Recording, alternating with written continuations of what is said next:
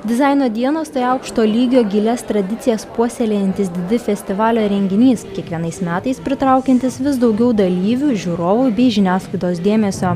Šiais metais konkurse dalyvavo 15 merginų stebinusių komisiją savo originaliomis idėjomis bei paprastumu.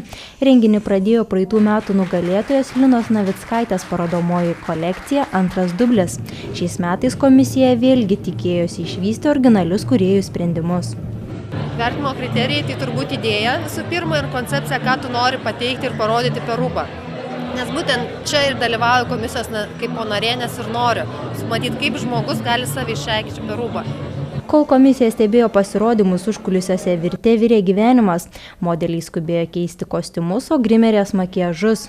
Kadangi einu ne pirmą kartą, man žiauriai patinka ir tik pereini per podiumą ir tada dar norėtum ir dar eitum. Tai tiesiog fantastiškas jausmas.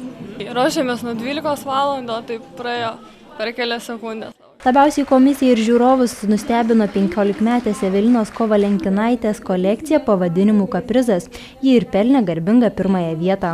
Labai netikėta, tikrai nuoširdžiai netikėta ir toks wow, toks didelis wow.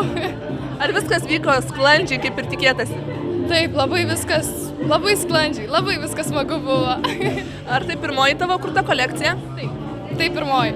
Antrąją vietą užėmė Ievos Užkuraitės kolekcija Siūlai iš širdies, kupina siuvinėtų detalių ir paukščius primenančių kostiumų. Trečioje vietoje liko Viktorijos Dronišinets kolekcija Sintezės mįslė. Šiemet išrinkta ne tik nugalėtoja, tačiau vienai iš dalyvių atiteko KTU dizaino ir technologijų fakulteto įsteigtas specialusis prizas.